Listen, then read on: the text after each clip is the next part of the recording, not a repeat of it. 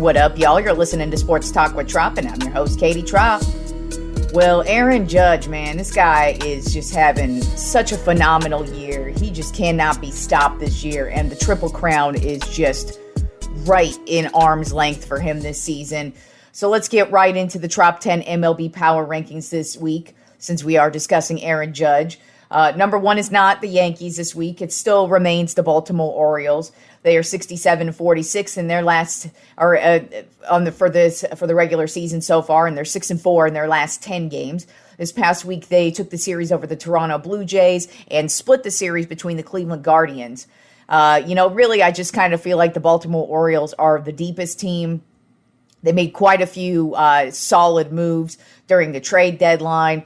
They've brought, you've got Jackson Holliday, who hit yet another home run this weekend. So he's starting to get hot. So you've got all these young guys, and even the savvy vets are really starting to put it up. And the Baltimore Orioles, they just are looking like the top team in the league. And I mean, they've really maintained a level of consistency so far. So it's really difficult for me to knock them down below anybody.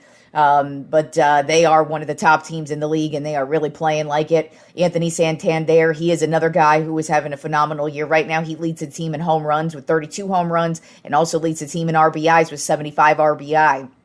So this team has no issues scoring runs. They are excellent defensively. The starting pitching is looking great. The bullpen is awesome. I mean, this Baltimore Orioles team does not have much of a weakness, and I just kind of feel like they are primed and ready to make a World Series run this season.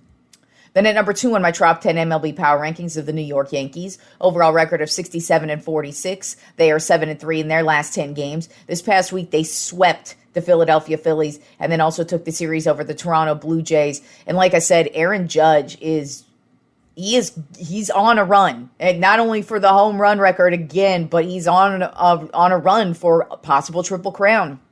Right now, he's batting .322, which I believe is third or fourth right now.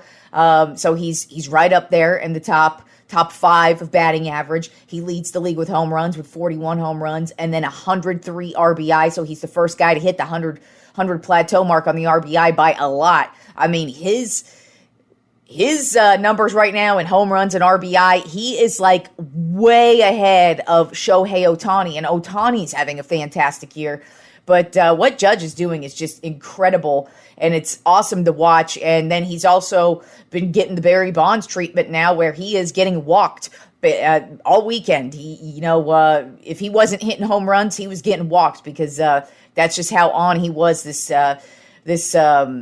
weekend. But I mean, it's going to be difficult to continue to walk him, because you got Soto, who's having a phenomenal year. And then, of course, they just added Jazz Chisholm, who's also he's been doing very well his first week in a Yankees uniform. So it's going to be difficult to continuously walk Judge, because he's got so many other guys behind him in the batting order. But still, he's been getting that treatment where they are just straight up walking him, because he walks right up to the plate at this point. And it's like, it almost feels like every time he walks up to the plate, that ball is going out of the park. Then at number 3 on my Top 10 MLB Power Rankings of the Cleveland Guardians. Overall record of 67-44. They're 6-4 in their last 10 games. This past week, they took the series over the Detroit Tigers and split the series with the Baltimore Orioles. And this team is just an offensive juggernaut. They are so good offensively. They're actually they do really well defensively as well. The pitching, still very suspect with the starting pitching.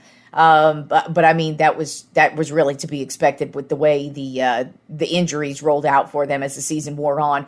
But offensively, they're getting a lot of production from Steven Kwan, Jose Ramirez, Naylor, Jimenez. Like, they are getting it done offensively, and they have been one of the top teams all season.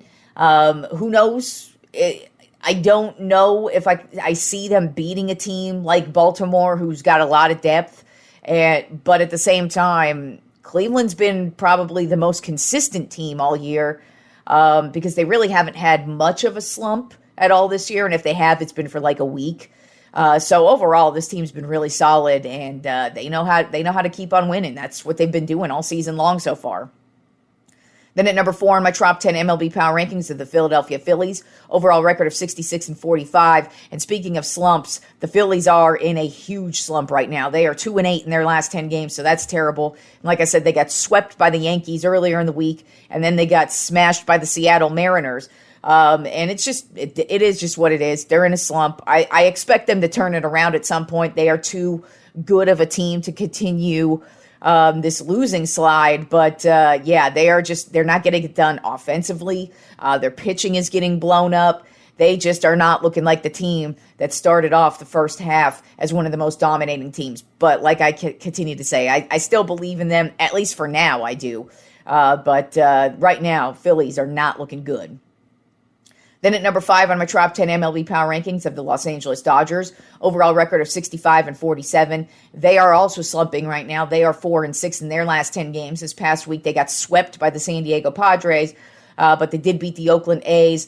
Really, you could tell the injuries are starting to catch up with them. I really do think they miss Mookie Betts. He's been out for the last month-ish now. And they're pretty much only getting offense from Ohtani at this point. And now the starting pitching, they've been getting blown up a couple of times. I don't think there's really anything to worry about with them. But you don't know because they've been getting beat by the Padres. And the Padres are one of the hottest teams in the league right now. And since we're talking about the Padres, let's move on to number 6 on my top 10 MLB Power Rankings. That is the San Diego Padres. Overall record of 61-52, and they are 8-2 in their last 10 games. And this past week, they swept the Dodgers, and they took out the Colorado Rockies too.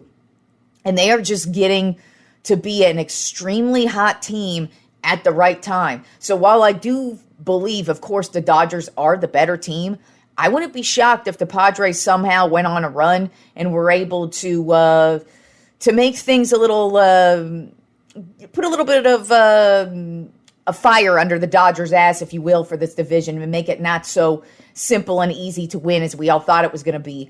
But I mean, offensively, the Padres are looking amazing. Jurickson Profar, he's having a phenomenal year.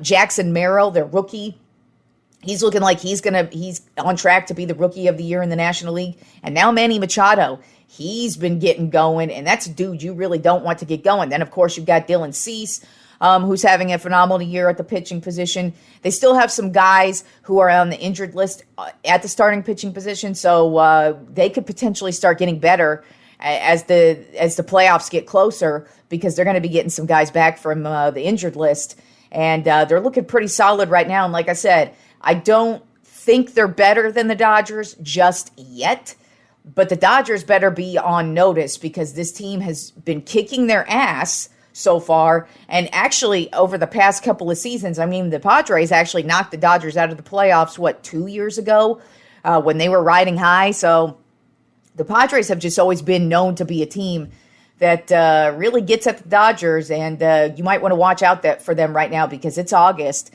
And the Padres are looking like one of the best teams in the league right now. Then at number 7 on my top 10 MLB Power Rankings, I have the Minnesota Twins. Overall record of 62-48. They are 7-3 in their last 10 games. This past week, they lost the series to the New York Mets, but they swept the Chicago White Sox, who just continue to lose. I believe they're on, a 21-game losing streak right now, so that shit keeps going. But the Minnesota Twins, on the other hand, they are on the upside of things right now. You know, they are one of the most streaky teams in the league, but they are in the American League, and if they're a team that just can keep on winning, they definitely have the potential to at least be one of the wild card teams. But Royce Lewis, he is now officially back from the injured list. We'll see how long he's in there. But when he's in, offensively, this team looks really solid, and he's a dude who he comes up to the plate. It almost feels like it's almost always going out of the park, or he's making some type of big play if he's not injured. So right now the Twins are on, and they are on the upside of things, at least so far. Then at number 8 on my top 10 MLB Power Rankings of the Milwaukee Brewers. Overall record of 62-49. They're 4-6 in their last 10 games. And they are slumping right now. This is another team that's very, very streaky. This past week, they lost to the Atlanta Braves. Then they lost to the Washington Nationals. And it just has not been a pretty week for them. They really haven't been able to get it going offensively. And then their starting pitching has just been getting blown up as well. So just not a very good time for the Brewers. But they are still tops in their division. And, since they're so streaky, I expect them to probably get on a hot streak here any moment. Then at number 9 on my top 10 MLB Power Rankings of the Arizona Diamondbacks. Overall record of 60-52. They're 8-2 in their last 10 games. This past week, they took the series against the Washington Nationals and even scored 17 runs against them in one of the games. And then they also took the series over the Pittsburgh Pirates. And the Diamondbacks are another team where you look at them and they are starting to get it going. They already have a talented roster of guys. It's just they really haven't been able to put it together, at least in the first half of the season. But this last month, the Diamondbacks are really starting to get going, and they are another team that I feel like the Dodgers need to start looking out for because, you got Ketel Marte, who is having another fantastic year, batting .300 with 27 home runs and 77 RBI, and he's just become probably their biggest source of offense. He also has the stolen bases as well. And then the starting pitching is really starting to get going for the Diamondbacks as well. So you've got to look out for the Diamondbacks just because they were the National League representative in the World Series. And they were right there. They were just right there from being World Series champs. So you look at this team and they actually have the potential to really get hot as the playoffs roll around. And then rounding out the top 10 MLB Power Rankings this week of the Kansas City Royals, overall record of 63-50. They're 7-3 in their last 10 games. This past week they swept the Chicago White Sox and also took the series over the Detroit Tigers. And this is another team. They've been very streaky. They've actually been, to me, probably the most surprising team because I really had no expectations for them at all. But they are really putting it together. Of course, Bobby Witt Jr. having a career year. He leads the league in batting average with a .344 batting average, 20 home runs, 79 RBI. The guy, and he leads the team in all of those categories. And the guy just is having one of the greatest seasons that we've seen in ever. So he's been fantastic for them. But then you also have Vinny Pasquantino. He's been a guy who's come up in the league last couple of seasons. He's had some high expectations, but this season really started off slow, but he's starting to show some promise. He's batting at .266 right now with 15 home runs and 79 RBI, and he's really been on fire about the last 2-3 weeks. But Kansas City overall getting it done with their starting pitching, getting it done with the bullpen, getting it done defensively, and then, of course, you've got the stars like Witt and Pasquantino really starting to show out. And I really like what I'm seeing from the Kansas City Royals. Who knows if they're going to be able to maintain this, but they really are a deep team and a really fun team to watch. And then a little bit of other baseball news that happened over the weekend, actually on Friday night.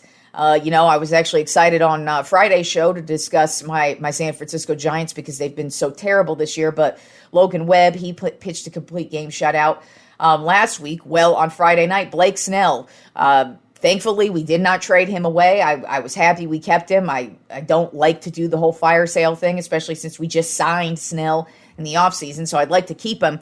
And he proved that there's a reason why we needed to keep him. And he actually pitched his first no-hitter of his career in a 3-0 win over the Cincinnati Reds. He had 11 strikeouts with 114 pitches. This is the first time not only that he threw a no-hitter, but this is the first time in Blake Snell's, I believe, 11-year career. He's been in the league for a minute, and he's been a fantastic player. I mean, this is a Cy Young award-winning pitcher, and this is the first time he's pitched past the 7th inning in a game. So for him to not only go with a no-hitter, but to go all 9 innings, that was fantastic, and one of the few bright spots on a terrible season for my San Francisco Giants.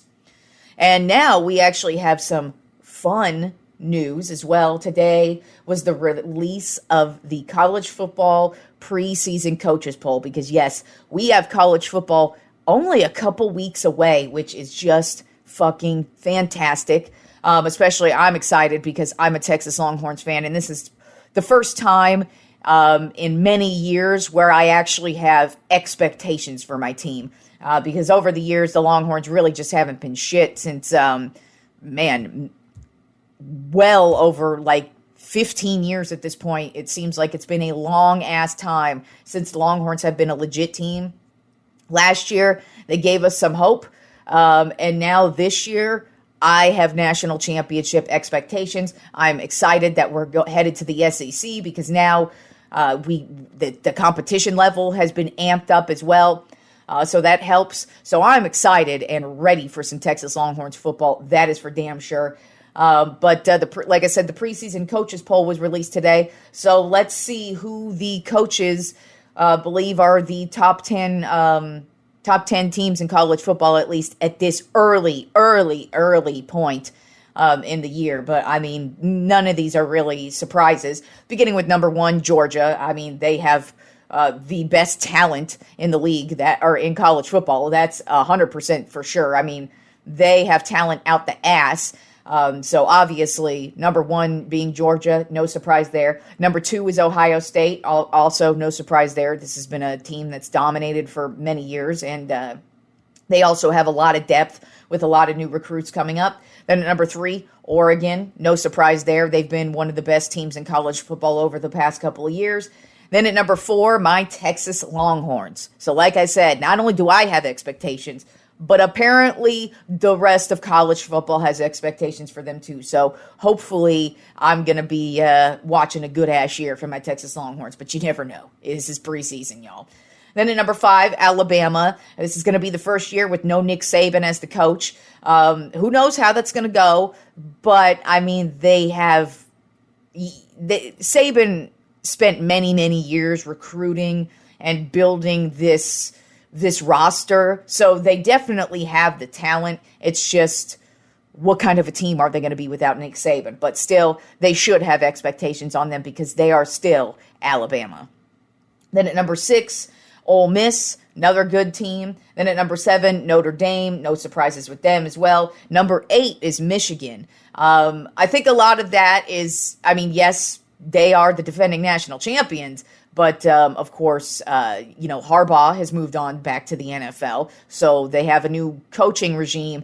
But also, a lot of these national championship guys, they were seniors or juniors and just got drafted into the NFL. So a lot of this Michigan team is going to have a lot of turnover. I still expect them to be a pretty solid team, but I feel like this is a team that there's a lot of questions more than answers. Then number 9 is Penn State, and rounding out the preseason college football coaches poll is Florida State. So, yeah, we have some college football coming up in a couple of weeks, and it was very exciting to actually see a poll and actually start discussing that because, like I said, I am really excited for college football this year because my Longhorns, they should be pretty decent, but like I said, you never know what the fuck's going to happen. It's only preseason. Ain't nobody played a game yet. But I'm looking forward to it. All right, y'all. Enjoy the rest of the week of sports, and I will talk to you fools on Friday.